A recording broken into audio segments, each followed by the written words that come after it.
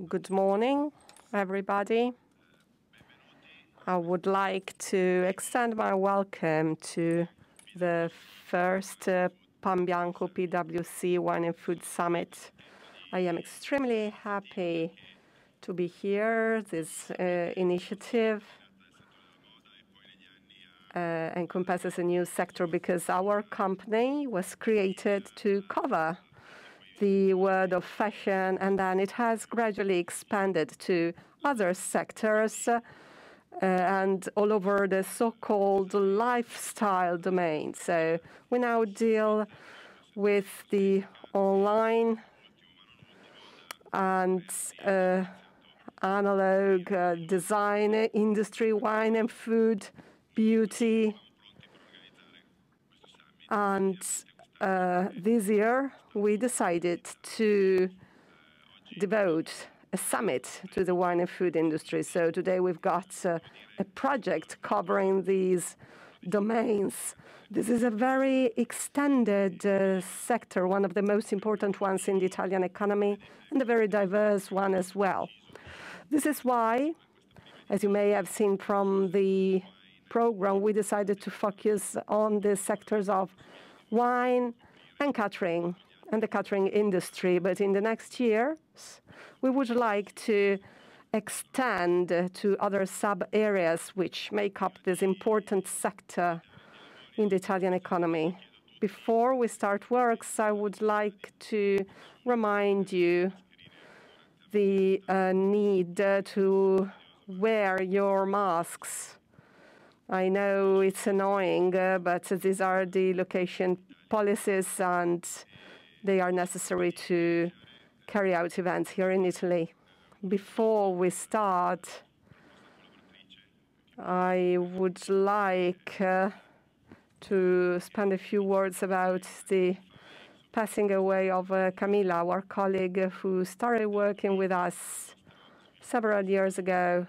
And she was the one who organized the extension of Pan Bianco to the wine and food sector.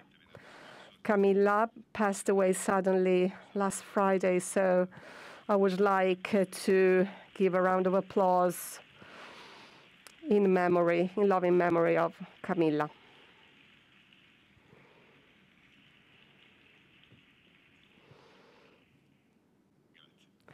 Thank you very much. I would like to give the floor to Alessio Candi, who will present a piece of research we carried out on the different sub-areas of wine and food and the past trends and future forecasts.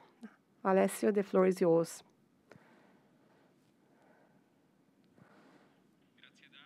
Thank you, David, and good morning, everybody. As usual, we prepared some slides analyzing the sector in view of describing the main trends of the sector, which will then be analyzed more in depth during the interviews with the protagonists of this sector. So let's start from the general, and then we'll get into a more detailed analysis. We're talking about a very extended sector, which is a very diverse one, encompassing several products. 2020, the total turnover was 143 billion euros. The sector has grown in the last years, and we're talking about a CAGR of 1.4%. And in the last year, 2020, there was a decrease in the sector. This is certainly a very important sector for the Italian economy. And we've got a growth in exports, even in 2020. So this is clearly a very important sector for the Italian economy. We're talking about a share of 8.3% in national exports. So as David was saying, We're talking about 143 billion euros in the wine and food sector, with 11.9 billion for the wine sector and 131 billion for food. There was a decrease in the wine sector of 4.7% and of 1.1% in the food sector. So as for wine is concerned, we're talking about a very extended yet fragmented sector. There are some pieces of data here which reflect this fragmentation. We're talking about 310,000 farms and wineries and 46,000 producers of wine, 4,355 Italian exhibitors at WINE&FOOD. Let's take a look at exports. We've seen a general growth in the wine and food sector, while the exports of wine have seen a decrease in the last year. They have a decreasing trend. They have been having a decreasing trend since 2017 by 5%. So these are the figures of the Italian wine markets as for production, consumption, and exports are concerned. We should underline the average price per liter. For production, we're talking about 2.4 euros per liter, 2.1 euros per liter for consumption, and 3 euros per liter as for export is concerned. Which are the main producers of wine? Italy, France, and Spain. And we rank first for production in terms of volumes. It's very interesting to see the way these three countries, Italy, France, and Spain, generate 52% of the world production of wine. Which are the main countries of consumption of wine? So the first country is the United States of America, then France, then Italy. So Italy is the first producer of wine at the global level, and it ranks third among consumers. The USA, France, Italy, Germany, the UK, China, Russia, Spain, Argentina, and Australia. These 10 countries account for 70% of the world consumption of wine. This is another interesting piece of data. Which are the countries we export our wine to? The United States, Germany, and UK. They account for 52% of Italian exports of wine, and Russia and China are among the 10 main consumers of wine, but they are not among the countries we mainly export to. They account for only 2% of Italian exports. So in these two consumption sectors, for several reasons, including historical reasons, Italy does not play a strong role. When we talk about exports, we should take the individual Italian regions into consideration. We can see that there are 4 main regions which account for 77% of the general exports of wines: Veneto, Piemonte, Tuscany, and Trentino Alto Adige. Another interesting piece of data is the comparison of exports in Italy, Spain, and France. As for exports are concerned, we rank first in terms of volumes and second in terms of price, because we export at 3.0 euros per liter, and the other countries sell their wines at totally different prices. The average price in France, for example, is twice the Italian average price. How does distribution of wine work? Supermarkets account for 38% of the distribution channels. It has grown by 1% in 2020. And then HoReCa and wholesalers saw a decrease by 24% and 12% respectively. And then an interesting growth in the online sector, which only accounts for 3% of the market, but has grown amazingly by 171%.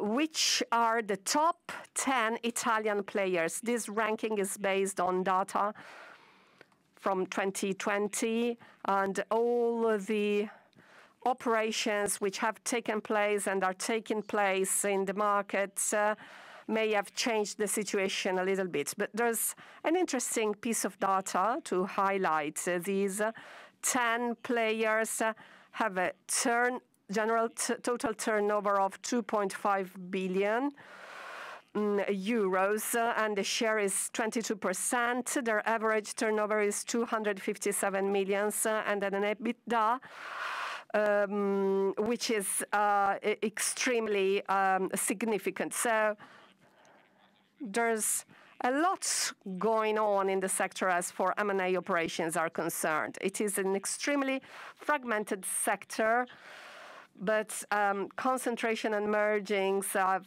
started and they are taking place in this period. So we've seen the operations involving the industry, retailers, equities, and we will be able to listen to the voices of the protagonists of what is happening, such as Extra Wine, Ruby Prosit, and so on and so forth. So as we are the stock exchange, this sector is represented in the stock exchange. So we've taken the top 18 players which have gone public, and their turnover is mainly based on the sales of wine. We're talking about a sample which accounts for 6.5% billions in turnover, and we've got an 18% of EBITDA, which is twice the margin of the Italian companies. You can see the sample, 12 billion euros of capital, and in line with other consumer goods sectors since the 1st of January 2020 to mid-May 2020. We've seen a decrease by 9%, which is not bad at all. And then there was a bounce upwards, and starting from the mid-May 2020 and until September 21, there was an increase by 40%. We've seen that the sector has seen a very strong increase of online sales, which is a small share, but it is growing. We've seen the 5 pure players in Italy: Tannico, Vino.com, Bernabé, Call Me One, and Extra Wine. And we've seen that this sample of 5 companies had a turnover of 36 million euros in 2018. In 2019, the turnover was 51 million euros, and then there was a growth in 2020. And this shows that this is a new channel which is accelerating and growing more and more. Now, summing up, what are the main trends in the wine sector? As Italians, we can say that there is an Italian leadership in the world. We're the first producer, and we rank 3rd among the wine consumers. But we can also say that we can do better, especially as for exports are concerned, because all the products of made in Italy at the international level are perceived as quality products. So the promotion of quality and an increase in the average price, as the French do, are probably the best strategies to implement. There's a strong concentration and merging in the sector, and then the growth of online sales, which is taking place right now. What's next? Of course, merging and consolidation operations will increase. Some groups are being created. The small size of several wine companies is hindering the development of the sector, because you need the critical masses to invest in marketing, sales network, and in the organization. This sector still hasn't a business-like structure. And the online will continue to grow, and its growth has been brought about by the pandemic last year, but it is continuing to grow. In similar sectors, there's a share of 20–30% for online sales. In the wine sector, the online sales are still very low. And we need to bet on quality and on the strengthening of brands and elevation, because the competition by other international producers such as Chile, the USA, Australia, Argentina, and South Africa is getting stronger. Another point is the growth of these very companies. The small size must be elevated, and so we need more investments and the creation of more. This will allow to increase both prices and the profits. What are the forecasts for growth as for production is concerned in 2021? Both the wine and food sectors are expected to grow with a level of production which will be greater even of production in 2019. At the moment, harvesting is taking place, but unfortunately this year the volumes are quite low. There will be a specific dynamic in prices here, and we will see it in 2022. Thank you, and have a nice continuation of your works.